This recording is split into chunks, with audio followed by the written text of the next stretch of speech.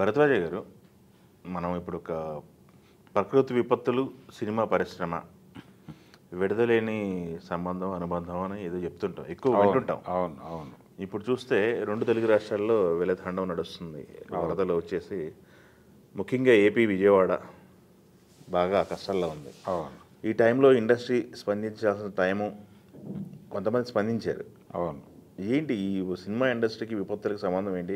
గతంలో ఏం జరిగింది, ఇప్పుడు ఏం జరుగుతుంది? అంటే ప్రకృతి విపత్తులు సంభవించినప్పుడు ఏ ప్రజల నుంచి అయితే వచ్చిన ఆదరణతో తమ స్టార్డమ్ కావచ్చు, తమ జీవితాలు కావచ్చు, అవి నిలబడి ఉన్నాయో ఆ ప్రజలకి తిరిగి ఏదో ఒకటి చేయటం సామాజిక బాధ్యతగా గుర్తించేవాళ్ళు కళాకారులు. ప్రతి కళాకారుడికి ఆ సామాజిక బాధ్యత ఉండాలి అనేది ఎన్టీ రామారావు గారు రోల్ మోడల్గా మొదలుపెట్టాడు. అది రాయలసీమలో కరువు వచ్చినప్పుడు ఆయన జోలెపట్టి కోస్తా జిల్లాలన్నీ తిరిగి డబ్బులు కలెక్ట్ చేసి అక్కడికి తీసుకెళ్ళి ఇచ్చి వచ్చాడు. ఓకే. అలాగే చైనా వారప్పుడు కూడా ఆయన యుద్ధ నిధికి విరాళాలు సేకరించి ఇచ్చాడు.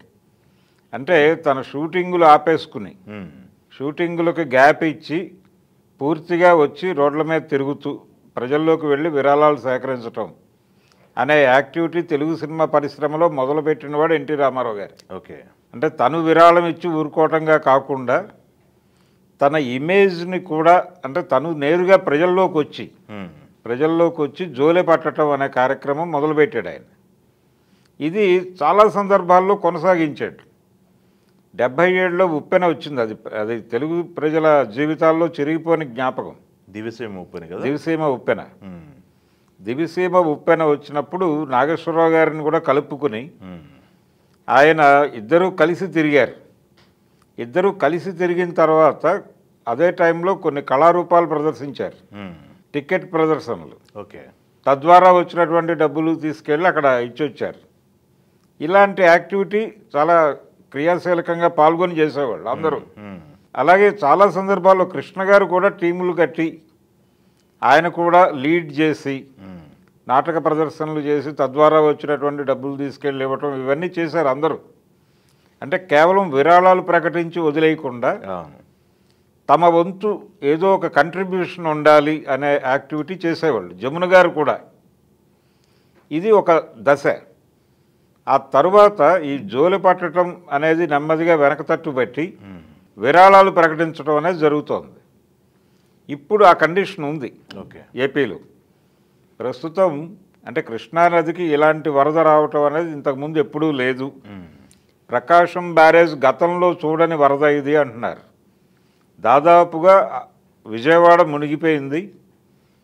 సాక్షాత్తు ముఖ్యమంత్రి గారి నివాస గృహం కూడా మునిగినటువంటి సందర్భం మనం చూస్తున్నాం. లేదన్నారు. అక్కడ కూడా నీళ్ళు వచ్చేసిన ఫొటోస్ వచ్చినాయి బయటికి.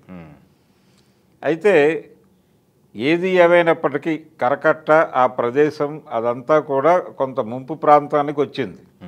కృష్ణానది ఇలాంటి ఉగ్రరూపంతో రావటం బ్యారేజ్ దగ్గర, పైన డ్యాములు ఉన్నాయి, ఆల్మట్టి ఉంది, శ్రీశైలం ఉంది, నాగార్జున సాగర్ ఉంది, ఇవన్నీ దాటుకుని వచ్చేసింది. ఇది ఊహించని పరిణామమే కావచ్చు, కానీ దీన్ని హ్యాండిల్ చేయడానికి ప్రభుత్వం చాలా కష్టపడుతోంది అక్కడ. ఇప్పుడు దానికి సహకారం అందించాల్సినటువంటి అవసరం ప్రతి ఒక్క సెక్టార్కి ఉంది, కళారంగానికి కూడా ఉంది. ఎందుకంటే సినిమా పరిశ్రమ ఉన్నది తెలంగాణలో, తెలంగాణ కూడా కష్టాల్లోనే ఉంది, వరద కష్టాల్లో. ఈ సినిమా పరిశ్రమకు ప్రధానమైనటువంటి రెవెన్యూ సోర్స్ అది ఆంధ్రప్రదేశ్, కాబట్టి అది కష్టాల్లో ఉంది. ఇప్పుడు రెండు తెలుగు రాష్ట్రాలని ఆదుకోవాల్సిన బాధ్యత హైదరాబాద్లో ఉన్నటువంటి కళాకారులకు ఉంది, అందరిపైన ఉంది. అందుకని విరాళాలు ప్రకటించడం అనే కార్యక్రమం మొదలైంది. ఇప్పుడు స్టార్ట్ అయింది. ఎన్టీఆర్ మొదలుపెట్టాడు, మంచి సాంప్రదాయమే. ఆ రోజున ఎన్టీఆర్ ప్రారంభించినట్టుగానే ఈ రోజున కూడా జూనియర్ ఎన్టీఆర్, జూనియర్ అనద్దు నన్ను అంటున్నాడు ఆయన ఇప్పుడు. అంటే ఇంకో జూనియర్ వస్తున్నాడు కాబట్టి. సో ఇప్పుడు ఈయన ₹1,00,00,000 విరాళం ప్రకటించాడు రెండు తెలుగు రాష్ట్రాలకి, చెరొక 50.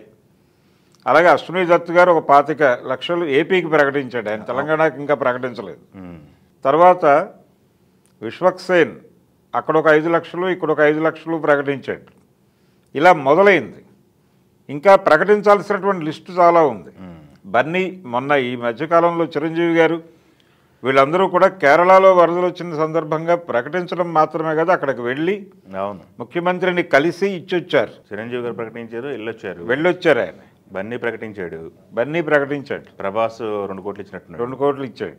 కాబట్టి ఇప్పుడు వీళ్ళందరూ తెలుగు రాష్ట్రాల్లో జరుగుతున్నటువంటి ఈ ప్రకృతి ఉపద్రవం మీద తమ స్పందన తెలియజేయడంతో పాటు ఆర్థికంగా కూడా ఆసరాగా నిలబడాల్సినటువంటి సందర్భం ఇది మొదలైంది. కాబట్టి డెఫినెట్గా అందరూ నిలబడతారు. పైగా తెలుగు రాష్ట్రాలు, తెలుగు ప్రజలు, తమ ప్రేక్షకులు అంటే కళారంగానికి ప్రేక్షక లోకానికి ఉన్నటువంటి అవినాభావ సంబంధం, సామాజిక బాధ్యతగా గుర్తిరిగి చేయటం, దీంతోపాటు వీళ్ళు కళారూపాలు ప్రదర్శించటము, కొంతమంది తమ సినిమా కలెక్షన్స్ ఇచ్చేసే ప్రయత్నం చేస్తున్నారు. ఈ సినిమా కలెక్షన్స్లో కొంత భాగం మేము ఇచ్చేస్తున్నామని ప్రకటించారు వాళ్ళు. అలాంటి ప్రకటనలు కూడా మొదలైనాయి. ఇప్పుడు నాని సినిమాకు కూడా అలాంటి ప్రకటన ఏదో వస్తుంది అంటున్నారు దానయ్య గారి వైపు నుంచి. చూడాలి.